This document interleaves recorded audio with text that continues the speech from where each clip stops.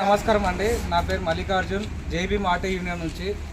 మాకు ఇవాళ మీటింగ్ పెట్టే కారణం ఏంటంటే, మాకు ఈ ప్రభుత్వం నుంచి కానీ ఈ కాస్త ఎటువంటిది మాకు ఏం లేదండి. ఈ ప్రభుత్వం వచ్చి గత 6-7 నెలల నుంచి ఏదో చేస్తాము ఏదో అన్నారు. ఒక గవర్నమెంట్ నుంచి ఒక యాప్ కూడా రిలీజ్ చేస్తామన్నారు, అది లేదు. ఇంకా అలాగే చెప్పాలంటే ఈ ఓలా, ఊబర్, ర్యాపిడో సంస్థలు కూడా మేము ఒకటే చెప్తున్నామండి. వారు కూడా ర్యాపిడో సంస్థ కూడా మొన్నటిదాకా ప్లాట్ఫామ్ ఫీజు 15 రూపాయలే ఉంది, ఈరోజు ఉన్నట్టుండి 30 రూపాయలు వేస్తున్నాడు. ఒకరోజు ప్లాట్ఫామ్ ఫీజు 30 రూపాయలు వేసింది కాక మరి ర్యాపిడో సంస్థ ఒక ఎలక్ట్రిక్ ఆటోలు పెట్టుకున్నారు. వారంతా ఇప్పుడు మాకు ఫోన్లు చేస్తున్నారు. ఏమని ఫోన్లు చేస్తున్నారు?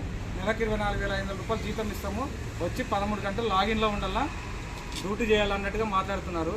మాకు అలాగే ఊబర్లో కూడా బుకింగ్లు సరిగా రాకపోవడము, వచ్చినా కూడా రేట్ అనేది సరిగా లేకపోవడము, 10 కిలోమీటర్కి 150 రూపాయలు ఏందండి, మరీ అన్యాయంగా.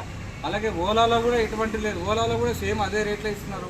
ఈ ప్రభుత్వము ఈ ఓలా, ఊబర్, ర్యాపిడో ఇవి ఏం పట్టించుకోవట్లేదు. కాస్త మా గత్యంతరము ప్రభుత్వం ఏదైనా చూపిస్తుందని చెప్పి మేము ఆశిస్తున్నామండి.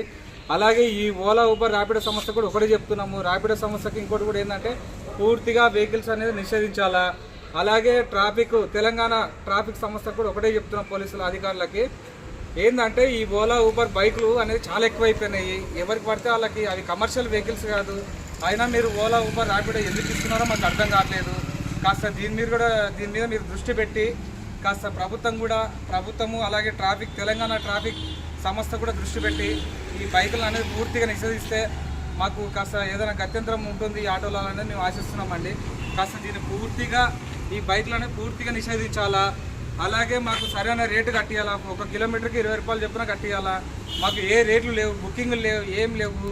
ఇవాళ చూసుకుంటే బండి గత ఏడాది కిందట 5,50,000 6 లక్షలు బండ్లు కొని ఇవాళ ఈఎంఐలు కట్టుకోలేక, అలాగే ఒక్కొక్క కిరాయి బయట ఒక్కరోజు కిరాయి కట్టకపోయినా ఓనర్ ఫోన్ చేస్తాడు, ఏమైంది ఈరోజు కిరాయి కట్టలేదని చెప్పి.